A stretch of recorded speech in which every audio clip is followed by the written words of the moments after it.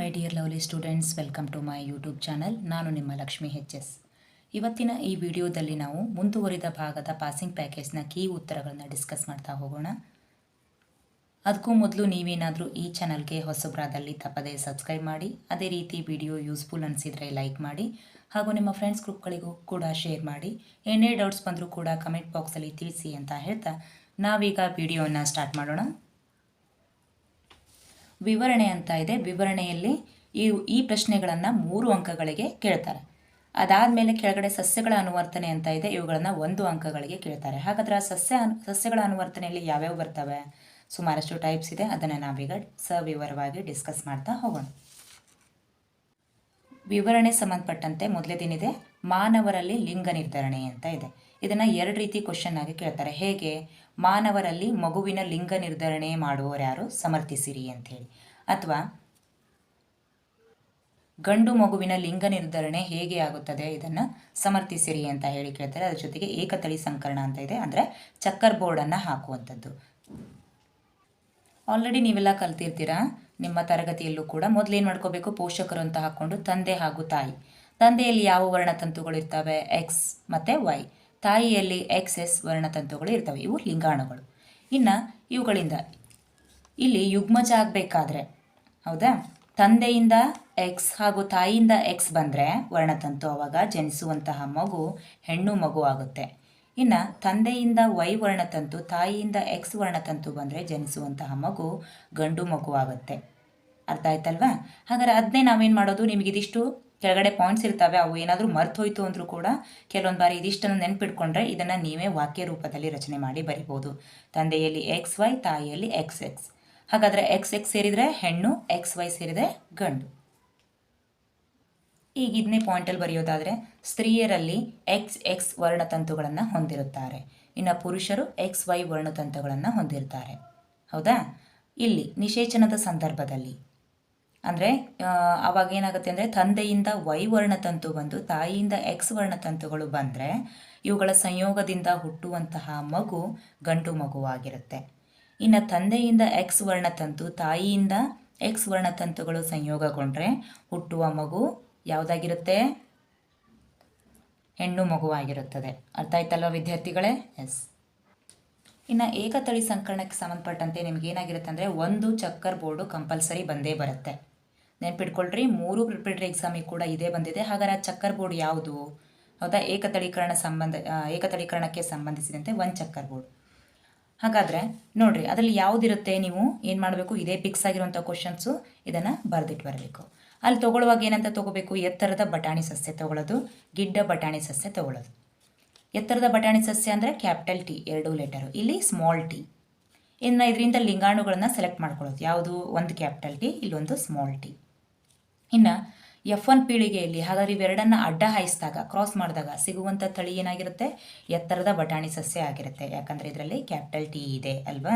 ಯಾವುದಿದೆ ಅದೇ ಹೈಲೈಟ್ ಆಗುತ್ತೆ. ಅದಕ್ಕೋಸ್ಕರ ಎತ್ತರದ ಬಟಾಣಿ ಸಸ್ಯ. ಅದು ಇಲ್ಲಿ ನಡೀತಾ ಇರೋದು ಪರಕೀಯ ಪರಾಗಸ್ಪರ್ಶ. ಇನ್ನು ನೆಕ್ಸ್ಟ್ ಏನು ಮಾಡ್ತೀವಿ, ಇಲ್ಲಿ ಬಂದಿರುವಂತಹ ಎಲ್ಲವೂ ಕೂಡ ಎತ್ತರದ ಬಟಾಣಿ ಸಸ್ಯಗಳೇ ಆಗಿರ್ತವೆ. ಆಗ ನಾವು ನೆಕ್ಸ್ಟ್ ಸ್ಟೆಪ್ಪಲ್ಲಿ ಏನು ಮಾಡೋದು ಅಂತ ಅಂದರೆ, ಅದೇ ಎತ್ತರದ ಬಟಾಣಿ ಸಸ್ಯದ ಲಿಂಗಾಣುಗಳನ್ನು ತೆಕ್ಕೊಳ್ಳೋದು. ಹೌದಾ? ಕ್ಯಾಪಿಟಲ್ T ಸ್ಮಾಲ್ t, ಇಲ್ಲೂ ಕೂಡ ಅದನ್ನೇ ತೊಗೊಳ್ಳೋದು. ಅವೆರಡನ್ನು ತೊಗೊಂಡು ನೆಕ್ಸ್ಟ್ ಏನು ಮಾಡಬೇಕು, ನಾವು ಚಕ್ಕರ್ ಬೋರ್ಡನ್ನು ಹಾಕುವಂಥದ್ದು. ಹಾಗಾದರೆ ಇದರಲ್ಲಿ ನೋಡಿ, ಲಿಂಗಾಣುಗಳು ಯಾವುದಿದೆ? ಕ್ಯಾಪಿಟಲ್ T ಸ್ಮಾಲ್ t, ಇಲ್ಲೂ ಕೂಡ ಕ್ಯಾಪಿಟಲ್ T ಸ್ಮಾಲ್ t. ಹಾಗಾದರೆ ಈ ಲಿಂಗಾಣುಗಳನ್ನು ಚಕ್ಕರ್ ಬೋರ್ಡ್ ಹಾಕುವಾಗ ನಾವೇನು ಮಾಡಬೇಕು? ಸರಿಯಾಗಿ ನೋಡ್ಕೊಳ್ರಿ ವಿದ್ಯಾರ್ಥಿಗಳೇ. ಇದು ನಿಮ್ಮ ವಾರ್ಷಿಕ ಪರೀಕ್ಷೆಗೆ 100% ಡೆಫಿನೆಟ್ ಆಗಿ ಬರುವಂತಹ ಪ್ರಶ್ನೆ. ಹಾಗಾಗಿ ಯಾರೂ ಕೂಡ ಮಿಸ್ ಮಾಡ್ಕೋಬೇಡ್ರಿ, ತುಂಬ ಈಸಿ ಇದೆ. ಆ ಮೇಲ್ಗಡೆದು ಬರೆಯೋಕ್ಕಾಗದೇ ಇದ್ದರೂ ಕೂಡ ಅಟ್ಲೀಸ್ಟ್ ಇದಿಷ್ಟು ಚಕ್ಕರ್ ಬೋರ್ಡು ಹಾಗೂ ಅನುಪಾತವನ್ನಾದರೂ ಅಟ್ಲೀಸ್ಟ್ ಬರೆದಿಟ್ಟು ಬನ್ನಿರಿ. ಹಾಗೆ ಚಕ್ಕರ್ ಬೋರ್ಡಲ್ಲಿ ಏನಿದೆ, ತುಂಬ ಸಿಂಪಲ್. ಲಿಂಗಾಣುಗಳು ಅಂತ ಹಾಕ್ಕೊಳ್ಳೋದು, ಅದರಲ್ಲಿ ಕ್ಯಾಪಿಟಲ್ T ಸ್ಮಾಲ್ t. ಹೌದಾ? ಎತ್ತರ ಹಾಗೂ ಕುಬ್ಜತರ. ಇಲ್ಲೂ ಕೂಡ ಕ್ಯಾಪಿಟಲ್ T ಸ್ಮಾಲ್ t. ಇವೆರಡನ್ನು ಕ್ರಾಸ್ ಮಾಡಿದಾಗ ಏನು ಸಿಗುತ್ತೆ ನಿಮಗೆ ನೋಡಿರಿ. ಇವೆರಡನ್ನು ಗುಣಾಕಾರ ಮಾಡಿದಾಗ ಕ್ರಾಸ್ ಮಾಡಿ ಬರೆಯುವಂಥದ್ದು T ಅಲ್ವಾ? ಕ್ಯಾಪಿಟಲ್ T ಅಂದರೆ ಶುದ್ಧ ಎತ್ತರವಾದಂತಹ ಬಟಾಣಿ ಸಸ್ಯಗಳು. ಇಲ್ಲಿ ಕ್ಯಾಪಿಟಲ್ T ಸ್ಮಾಲ್ t. ಬರೆಯುವಾಗ ಏನು ಮಾಡಬೇಕು ಅಂತ ಅಂದರೆ, ಯಾವುದು ಮೊದಲು ಕ್ಯಾಪಿಟಲ್ ಲೆಟರ್ ಐತಲ್ವ ಅದನ್ನೇ ಸೆಲೆಕ್ಟ್ ಮಾಡ್ಕೊಂಡು ಬರಿಬೇಕು. ತಿಳಿತಾ? ಇದರಲ್ಲೂ ಕೂಡ ಇದು ಶುದ್ಧ ಎತ್ತರ ಆದರೆ ಇದು ಖಾಲಿ ಎತ್ತರ. ಅಂದರೆ ಇಲ್ಲಿ ಕ್ಯಾಪಿಟಲ್ T ಇರೋದ್ರಿಂದ ಇದು ಪ್ರಬಲ ಗುಣವನ್ನು ತೋರಿಸುತ್ತೆ, ಹಾಗಾಗಿ ಎತ್ತರ. ಇಲ್ಲೂ ಕೂಡ ನೋಡಿರಿ, ಇಲ್ಲಿ ಸ್ಮಾಲ್ t ಇದೆ ಲಿಂಗಾಣುಗಳೊಳಗೆ, ಇಲ್ಲಿ ಕ್ಯಾಪಿಟಲ್ T ಇದೆ. ಎರಡನ್ನು ಕ್ರಾಸ್ ಮಾಡಿದಾಗ ಸ್ಮಾಲ್ ಟಿ ಕ್ಯಾಪಿಟಲ್ ಟಿ ಈ ರೀತಿ ಬರೆಯೋಂಗಿಲ್ಲ, ರಾಂಗ್. ಹಾಗಾಗಿ ಏನು ಮಾಡಬೇಕು, ಕ್ಯಾಪಿಟಲ್ ಟಿ ಸ್ಮಾಲ್ ಟಿ, ಇದು ಕೂಡ ಎತ್ತರ. ಇನ್ನು ಇದು ಟಿ ಕ್ರಾಸ್ ಮಾಡಿದಾಗ ಕುಬ್ಜ ಸಸ್ಯಗಳು. ಹಾಗಾದರೆ ಇದರ ಅನುಪಾತ ಏನು, ವ್ಯಕ್ತರೂಪ ಅನುಪಾತ ಏನು ಅಂತ ಅಂದರೆ 3:1. ಅಂದರೆ ಟೋಟಲ್ ಆಗಿ ಎತ್ತರವಾಗಿರುವಂಥ ಸಸ್ಯಗಳು ಎಷ್ಟಿದ್ದಾವೆ, ಇದು ಶುದ್ಧ ಎತ್ತರ 3, ಕುಬ್ಜ ಎಷ್ಟಿದೆ 1. ಇನ್ನು ಜೀನ್ ನಮೂನೆ ಅನುಪಾತ ಅಂತ ಅಂದರೆ ಇಲ್ಲಿ ಪರ್ಟಿಕ್ಯುಲರ್ ಆಗಿ ಹೇಳಬೇಕು, ಅಂದರೆ ಶುದ್ಧ ಎತ್ತರ ಎಷ್ಟು 1, ಇನ್ನು ನಾರ್ಮಲ್ ಎತ್ತರವಾಗಿರುವಂಥ ಸಸ್ಯಗಳೆಷ್ಟು 2. ಇನ್ನು ಅದೇ ರೀತಿ ಕುಬ್ಜವಾಗಿರುವಂಥ ಸಸ್ಯ ಎಷ್ಟು 1. ತಿಳಿತಲ್ವ ವಿದ್ಯಾರ್ಥಿಗಳೇ? ಇದಿಷ್ಟು ಚಕ್ಕರ್ ಬೋರ್ಡನ್ನು ಹಾಕಿಟ್ಟು ಬರೋದು ತುಂಬ ಈಸಿ ಇದೆ, ಬರೆದಿಟ್ಕೊಳ್ರಿ, ಇದನ್ನು ಪ್ರಾಕ್ಟೀಸ್ ಮಾಡಿ. ಡೆಫಿನೆಟ್ ಆಗಿ ಬರುತ್ತೆ, 100% ಆಗಿ ಪಕ್ಕ ಈ ಕ್ವಶನನ್ನು ಚೆನ್ನಾಗಿ ಮಾಡಿ ಓದ್ಕೊಳ್ಳಿ. ಇದಾದಮೇಲೆ ಇರೋಂಥದ್ದು ಯಾವುದು ಅಂದರೆ ಸಸ್ಯ ಮತ್ತು ಪ್ರಾಣಿ ಹಾರ್ಮೋನ್ಗಳು. ಇದನ್ನು 2 ಅಂಕಕ್ಕೂ ಕೇಳ್ಬೋದು, ಕೆಲವೊಂದು ಬಾರಿ 3 ಅಂಕಕ್ಕೂ ಕೂಡ ಕೇಳಿರೋದುಂಟು. ಹಾಗಾಗಿ ಈ ಪ್ರಶ್ನೆಗಳಿಗೆ ಸರಿಯಾಗಿ ಉತ್ತರಗಳನ್ನು ಗಮನಿಸ್ರಿ. ಮೊದಲೇದಾಗಿ ಸಸ್ಯ ಹಾರ್ಮೋನ್ಗಳು. ಸಸ್ಯ ಹಾರ್ಮೋನ್ಗಳಲ್ಲಿ 4 ಇದೆ. ಯಾವುದ್ಯಾವುದು? ಆಕ್ಸಿನ್, ಜಿಬರ್ಲಿನ್, ಸೈಟೋಕೈನಿನ್, ಅಬ್ಸಿಸಿಕ್ ಆಮ್ಲ. ಆಕ್ಸಿನ್ ಕೆಲಸ ಏನು? ಸಸ್ಯದ ಕಾಂಡದ ಭಾಗ ಉದ್ದವಾಗಿ ಬೆಳೆಯುವುದಕ್ಕೆ ಸಹಾಯ ಮಾಡುತ್ತದೆ. ಹೌದಾ? ಅಷ್ಟೇ ಅಲ್ಲ, ಇದೇನು ಮಾಡುತ್ತೆ, ಕಾಂಡದ ಭಾಗ ಅಷ್ಟೇ ಅಲ್ಲ, ಜೊತೆಗೆ ಇಡೀ ಸಸ್ಯನೇ ಉದ್ದವಾಗಿ ಬೆಳೀಲಿಕ್ಕೆ ಸಹಾಯ ಮಾಡುತ್ತೆ. ನೆನ್ಪಿಟ್ಕೊಳ್ರೇನು? ಆಕ್ಸಿನ್ ಎನ್ನುವಂಥದ್ದು ಸಸ್ಯ ಉದ್ದವಾಗಿ ಬೆಳೆಯಲು ಸಹಾಯ ಮಾಡುತ್ತೆ. ಇನ್ನು ಜಿಬ್ಬರ್ಲಿನ್ ಕೆಲಸ ಏನು? ಸಸ್ಯದ ಕಾಂಡದ ಬೆಳವಣಿಗೆಗೆ ಸಹಾಯ ಮಾಡುತ್ತೆ. ಇದು ಪರ್ಟಿಕ್ಯುಲರ್ ಆಗಿ ಈ ಜಿಬ್ಬರ್ಲಿನ್ ಎನ್ನುವಂಥದ್ದು ಸಸ್ಯದ ಕಾಂಡದ ಭಾಗವನ್ನು ಬೆಳವಣಿಗೆ ಮಾಡುತ್ತೆ. ಅದರ ಸುತ್ತಳತೆ ಆಗಿರ್ಬೋದು ಅಥವಾ ಉದ್ದ ಆಗಿರ್ಬೋದು, ಎರಡನ್ನೂ ಕೂಡ ಇದು ಹೆಚ್ಚಿಸುತ್ತೆ. ಇನ್ನು ಸೈಟೋಕೈನಿನ್ ಅಂತ ಅಂದರೆ ಇದು ಸಸ್ಯದ ಕೋಶ ವಿಭಜನೆಯನ್ನು ಉತ್ತೇಜಿಸುತ್ತದೆ. ಇನ್ನು ಅಬ್ಸಿಕ್ ಆಮ್ಲ ಸಸ್ಯದ ಬೆಳವಣಿಗೆಯನ್ನು ಪ್ರತಿಬಂಧಿಸುತ್ತದೆ, ಜೊತೆಗೆ ಎಲೆಗಳ ಉದುರುವಿಕೆ ಬಾಡುವಿಕೆಗೂ ಕೂಡ ಕಾರಣವಾಗಿದೆ. ಎಲೆಗಳ ಉದುರುವಿಕೆ ಹಾಗೂ ಬಾಡುವಿಕೆ ನೆನಪಿರುತ್ತಲ್ವಾ? ಎಸ್. ನೆಕ್ಸ್ಟ್ ಇನ್ನು ಪ್ರಾಣಿ ಹಾರ್ಮೋನ್ಗಳಿಗೆ ಹೋಗೋಣ. ಈ ಹಾರ್ಮೋನ್ಗಳನ್ನು ಕಲಿಬೇಕಾದ್ರೆ ಹೇಳಿದ್ನಲ್ವ 2 ಅಥವಾ 3 ಅಂಕಗಳಿಗೆ ಕೇಳ್ತಾರೆ ಅಂತ ಹೇಳಿ. ಹಾಗಾಗಿ ಇದನ್ನು ಕಲಿಬೇಕಾದ್ರೆ ಆ ಗ್ರಂಥಿ ಅದು ಯಾವ ಹಾರ್ಮೋನನ್ನು ಸ್ರವಿಕೆ ಮಾಡುತ್ತೆ, ಜೊತೆಗೆ ಅದಕ್ಕೆ ಏನು ಹೆಸರಿದೆ ಹಾಗೂ ಅದರ ಕಾರ್ಯ ಅದು ಎಲ್ಲಿ ಕಂಡು ಬರುತ್ತೆ, ಇಷ್ಟನ್ನು ಪರ್ಟಿಕ್ಯುಲರ್ ನೋಡ್ಕೊಂಬಿಡಿ. ಯಾವುದಾದ್ರೂ ಒಂದು ಹಾರ್ಮೋನನ್ನು ಕೇಳ್ತಾರೆ. ಹಾಗಾಗಿ ಪಿಟ್ಯುಟರಿ ಗ್ರಂಥಿ ಮೊದಲೇದಾಗಿ ಯಾವುದು? ಪಿಟ್ಯುಟರಿ ಗ್ರಂಥಿ. ಇದು ಮಿದುಳಿನ ತಳಭಾಗದಲ್ಲಿ ಕಂಡುಬರುತ್ತೆ. ಇದನ್ನು ನಾವು ಬೆಳವಣಿಗೆಯ ಹಾರ್ಮೋನ್ ಅಂತ ಹೇಳ್ತೇವೆ. ಹಾಗಾಗಿ ಇದು ಬೆಳವಣಿಗೆಯ ಹಾರ್ಮೋನನ್ನು ಸ್ರವಿಸುತ್ತೆ. ಇದರ ಕಾರ್ಯ ಏನು ಅಂದರೆ ಎಲ್ಲ ಅಂಗಗಳಲ್ಲಿ ಹಾಗೂ ಎಲ್ಲ ಹಾರ್ಮೋನ್ಗಳ ಬೆಳವಣಿಗೆಯನ್ನು ಪ್ರಚೋದಿಸುತ್ತದೆ. ಮಾಸ್ಟರ್ ಆಫ್ ಗ್ಲ್ಯಾಂಡ್ ಅಂತ ಹೇಳ್ತೇವೆ. ಎಲ್ಲ ಹಾರ್ಮೋನ್ಗಳನ್ನು ನಿಯಂತ್ರಣದಲ್ಲಿಡುತ್ತೆ. ತಿಳಿತಲ್ವಾ? ಯಾವುದಾದ್ರು ಹಾರ್ಮೋನು? ಬೆಳವಣಿಗೆಯ ಹಾರ್ಮೋನು. ಇನ್ನು ಸೆಕೆಂಡ್ ಥೈರಾಯ್ಡ್ ಗ್ರಂಥಿಯಿಂದ ಇದು ಗಂಟಲು ಅಥವಾ ಕುತ್ತಿಗೆ ಭಾಗದಲ್ಲಿ ಕಂಡುಬರುತ್ತೆ. ಇದು ಥೈರಾಕ್ಸಿನ್ ಹಾರ್ಮೋನನ್ನು ಬಿಡುಗಡೆ ಮಾಡುತ್ತೆ. ಕ್ಲೂ ಏನಂದರೆ ಇದೇನಿದೆ ಅಲ್ವ ಇದ್ರ ಹೆಸರು, ಇದ್ರ ಮುಂದುವರೆದ ಭಾಗ ಥೈರಾಕ್ಸಿನ್. ಥೈರಾಯ್ಡ್ ಗ್ರಂಥಿಯಿಂದ ಥೈರಾಕ್ಸಿನ್ ಹಾರ್ಮೋನನ್ನು ಬಿಡುಗಡೆ ಮಾಡುತ್ತೆ. ಕಾರ್ಯ ಏನು ಅಂದರೆ ದೇಹದ ಬೆಳವಣಿಗೆಗೆ ಅಥವಾ ದೇಹದ ಚಯಾಪಚಯ ಕ್ರಿಯೆಯನ್ನು ಇದು ನಿಯಂತ್ರಿಸುತ್ತದೆ. ಇನ್ನು 3ನೇದು ಮೆದೋಜಿರಕಾಂಗ ಗ್ರಂಥಿ. ಇದು ಜೀರ್ಣಾಂಗ ವ್ಯವಸ್ಥೆಯಲ್ಲಿ ಕಂಡುಬರುತ್ತೆ. ಇದು ಇನ್ಸುಲಿನ್ ಹಾರ್ಮೋನನ್ನು ಬಿಡುಗಡೆ ಮಾಡುತ್ತೆ. ಯಾವುದು? Insulin hormone. ಹಾಗಾದರೆ ಇದ್ರ ಕೆಲಸ ಏನು? ರಕ್ತದಲ್ಲಿನ ಸಕ್ಕರೆಯ ಮಟ್ಟವನ್ನು ನಿಯಂತ್ರಿಸೋದು. ಹಾಗಾಗಿ ಸಕ್ಕರೆ ಕಾಯಿಲೆ ಬಂದಿರುವಂತಹ ಜನರು ಏನು ಮಾಡ್ತಾರೆ ಅಂತ ಅಂದರೆ ಪ್ರತಿ ತಿಂಗಳು ಈ ಇನ್ಸುಲಿನ್ ಇಂಜೆಕ್ಷನನ್ನು ತೆಕ್ಕೊಳ್ತಾ ಇರ್ತಾರೆ. ಯಾಕಂದರೆ ಇದು ರಕ್ತದಲ್ಲಿನ ಸಕ್ಕರೆ ಮಟ್ಟವನ್ನು ನಿಯಂತ್ರಿಸುತ್ತೆ. ಇದಾದಮೇಲೆ 4ನೇದು ಯಾವುದು? ಅಡ್ರಿನಲ್ ಗ್ರಂಥಿ. ಇದು ಮೂತ್ರಪಿಂಡದ ಮೇಲೆ ಟೋಪಿಯ ಆಕಾರದಲ್ಲಿ ಕಂಡುಬರುತ್ತೆ. ಹಾಗಾದರೆ ಇದು ಅಡ್ರಿನಾಲಿನ್ ಹಾರ್ಮೋನನ್ನು ಸ್ರವಿಕೆ ಮಾಡುತ್ತೆ. ಯಾವುದು? ಅಡ್ರಿನಾಲಿನ್ ಹಾರ್ಮೋನನ್ನು ಸ್ರವಿಕೆ ಮಾಡುತ್ತದೆ. ಇದರ ಕಾರ್ಯ ಏನು? ನೀವು ಭಯ ಬಿದ್ದಾಗ, ದುಃಖಕ್ಕೊಳಗಾದಾಗ, ಖಿನ್ನತೆಗೆ, ಆತಂಕ, ಗಾಬರಿ ಏನೇ ಆಗಿರಲಿ ಅಂತಹ ಸಂದರ್ಭದಲ್ಲಿ ಹೆಚ್ಚು ಸ್ರವಿಕೆಯಾಗುತ್ತದೆ. ಅಂದರೆ ಸ್ರವಿಕೆಯಾಗಿ ನಿಮ್ಮ ದೇಹದಲ್ಲಿ ಏನು ಮಾಡುತ್ತೆ ಅಂತ ಅಂದರೆ ಅವುಗಳನ್ನೆಲ್ಲವನ್ನೂ ಕಡಿಮೆ ಮಟ್ಟಕ್ಕೆ ತಂದಿಡುತ್ತೆ. ಇದಾದಮೇಲೆ ಟೆಸ್ಟೋಸ್ಟಿರಾನು. ಇದು ವೃಷಣಗಳಲ್ಲಿ ಉತ್ಪತ್ತಿಯಾಗುತ್ತದೆ. ಅಂದರೆ ವೃಷಣಗಳಲ್ಲಿ ಸ್ರವಿಕೆಯಾಗುವಂತಹ ಹಾರ್ಮೋನು.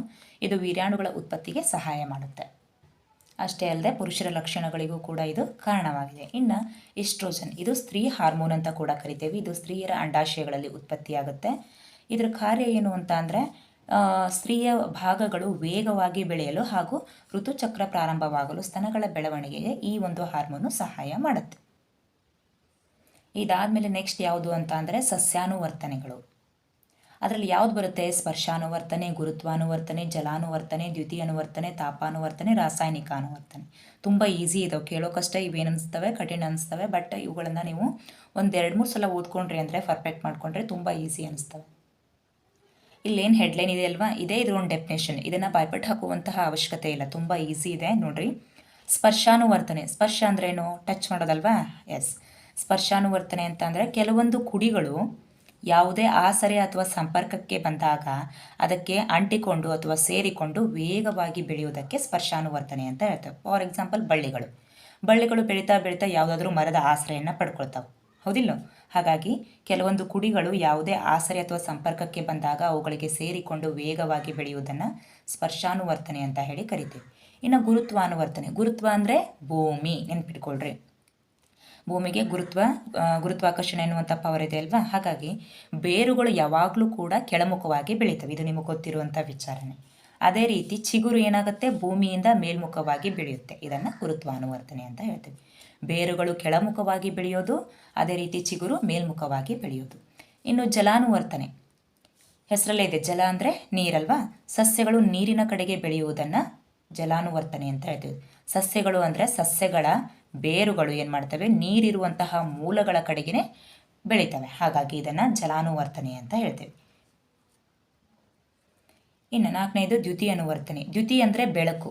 ಸಸ್ಯಗಳು ಏನು ಮಾಡ್ತವೆ, ನಮಗೆಲ್ಲ ಬೆಳಕು ಕೊಡೋರು ಯಾರು? ಸೂರ್ಯ ಅಲ್ವಾ? ಸಸ್ಯಗಳು ಕೂಡ ಸೂರ್ಯನ ಬೆಳಕಿಗೆ ಅನುಗುಣವಾಗಿ ಬೆಳೆಯುವುದನ್ನು ದ್ಯುತಿ ಅನುವರ್ತನೆ ಅಂತ ಹೇಳಿ ಕರಿತೇವೆ. ನೆನ್ಪಿಟ್ಕೊಳ್ರಿ, ಸಸ್ಯಗಳು ಸೂರ್ಯನ ಬೆಳಕಿಗೆ ಅನುಗುಣವಾಗಿ ಬೆಳೆಯುವುದನ್ನು ದ್ಯುತಿ ಅನುವರ್ತನೆ ಅಂತೀವಿ. ಇನ್ನು ತಾಪಾನುವರ್ತನೆ, ಸಸ್ಯಗಳು ಅವಶ್ಯಕತೆಗೆ ಅನುಗುಣವಾಗಿ ವಾತಾವರಣದ ತಾಪವನ್ನು ಹೀರಿಕೊಂಡು ಬೆಳೆಯುವುದನ್ನು ತಾಪಾನುವರ್ತನೆ ಅಂತ ಹೇಳ್ತೀವಿ. ಅವು ಅವಶ್ಯಕತೆ ಎಷ್ಟಿದೆ ಅಷ್ಟು ತಾಪವನ್ನು ವಾತಾವರಣದಿಂದ ಹೀರ್ಕೊಳ್ತವೆ, ಇದೇ ತಾಪಾನುವರ್ತನೆ. ಇನ್ನು ರಾಸಾಯನಿಕ ಅನುವರ್ತನೆ, ಮೊನ್ನೆ ಅಷ್ಟೇ ಪರೀಕ್ಷೆಯಲ್ಲಿ ಚಿತ್ರ ಕೊಟ್ಟಿದ್ರಲ್ವ, 3ನೇ ಪ್ರಿಪರೇಟರಿ ಎಕ್ಸಾಮಲ್ಲಿ ಚಿತ್ರಗಳನ್ನು ಕೊಟ್ಟು ಕೂಡ ಏನು ಮಾಡ್ಬೋದು, ಇವುಗಳನ್ನು ನೀವು ಕೇಳ್ಬೋದು. ಮತ್ತೊಂದು ಗುರುತ್ವಾನುವರ್ತನೆಯಲ್ಲಿ ಧನ ಗುರುತ್ವಾನುವರ್ತನೆಯನ್ನು ತೋರಿಸುವಂಥ ಭಾಗ ಯಾವುದು ಅಂತ ಕೇಳ್ತಾರೆ, ಬೇರು ಅಂತ ಹೇಳಬೇಕು, ನೆನ್ಪಿಟ್ಕೊಳ್ರಿ. ತಿಳಿತಾ? ನೆಕ್ಸ್ಟು ರಾಸಾಯನಿಕ ಅನುವರ್ತನೆ ಅಂದರೆ ಅಂಡಾಣುಗಳ ಕಡೆಗೆ ಪರಾಗನಳಿಕೆಗಳ ಬೆಳವಣಿಗೆ. ಅಂಡಾಣುಗಳ ಕಡೆಗೆ ಒಂದೇ ನೆನ್ಪಿಟ್ಕೊಳ್ರಿ, ಎರಡಿದ್ದಾವೆ, ಸೊ ನೀವು ಒಂದು ನೆನ್ಪಿಟ್ಕೊಳ್ರಿ. ಅಂಡಾಣುಗಳ ಕಡೆಗೆ ಪರಾಗನಳಿಕೆಗಳ ಬೆಳವಣಿಗೆಯನ್ನು ರಾಸಾಯನಿಕ ಅನುವರ್ತನೆ ಅಂತ ಹೇಳಿ ಕರಿತೇವೆ. ಹಾಗಿದ್ರೆ ವಿದ್ಯಾರ್ಥಿಗಳೇ, ನಾವು ಇಷ್ಟೊತ್ತು ಏನು ಮಾಡಿದ್ವಿ ಅಂತ ಅಂದರೆ ನೋಡ್ರಿ, ಇವನ್ನೆಲ್ಲ ಸರಿ ಮಾಡಿ ಬರೆದಿಟ್ಕೊಳ್ರಿ, ಓದೋಕ್ಕೆ ತುಂಬ ಅನುಕೂಲ ಆಗುತ್ತೆ. ಇಷ್ಟೊತ್ತು ನಾವು ಈ ವಿಡಿಯೋದಲ್ಲಿ ಮಾನವರಲ್ಲಿ ಲಿಂಗ ನಿರ್ಧರಣೆ ಹಾಗೂ ಚಕ್ಕರ್ ಬೋರ್ಡ್ ಹಾಕೋದು ಹೇಗೆ, ಜೊತೆಗೆ ಸಸ್ಯ ಮತ್ತು ಪ್ರಾಣಿ ಹಾರ್ಮೋನ್ಗಳು ಹೇಗೆ ಕಾರ್ಯ ಮಾಡ್ತವೆ, ಹಾಗೆ ಆ ಹಾರ್ಮೋನ್ಗಳು ಯಾವುದು ಅಂತ ಹೇಳಿ ನೋಡಿದ್ವಿ. ಜೊತೆಗೆ ಸಸ್ಯಗಳ ಅನುವರ್ತನೆಗಳ ಕುರಿತು ಡೀಟೇಲ್ ಆಗಿ ಕಲ್ತ್ವಿ. ಹಾಗಾಗಿ ಈ ಮುಂದಿನ ವಿಡಿಯೋದಲ್ಲಿ ನಾವು ಏನು ಮಾಡೋಣ ಅಂತಂದರೆ ಮತ್ತೊಂದಿಷ್ಟು ಕ್ವಶನ್ಸ್ಗಳು ಇದ್ದಾವೆ, ಅವುಗಳನ್ನು ನಾವು ನೆಕ್ಸ್ಟ್ ವಿಡಿಯೋದಲ್ಲಿ ಡೀಟೇಲ್ ಆಗಿ ನೋಡ್ತಾ ಹೋಗೋಣ. ಇವುಗಳನ್ನ ಡೈಲಿ ಪ್ರಾಕ್ಟೀಸ್ ಮಾಡ್ತಾ ಹೋದ್ರಿ ಅಂತ ಅಂದರೆ ನೀವು ಆರಾಮ್ಸೆ 40ಇಂದ 50 ಅಂದರೆ 40ರಿಂದ 50 ಅಂಕಗಳನ್ನು ಪಡ್ಕೋಬಹುದು. ಇದರಲ್ಲಿ ಯಾವುದೇ ಡೌಟ್ ಕೂಡ ಇಲ್ಲ, ಇವೆಲ್ಲ ಫಿಕ್ಸ್ ಆಗಿರುವಂಥ ಕ್ವಶನ್ಸು. ಸೊ ಚೆನ್ನಾಗಿ ಅಭ್ಯಾಸ ಮಾಡಿ ಅಂತ ಹೇಳ್ತಾ ಇಷ್ಟೊತ್ತು ವಿಡಿಯೋವನ್ನು ವಾಚ್ ಮಾಡಿದ್ದಕ್ಕಾಗಿ ಥ್ಯಾಂಕ್ ಯು.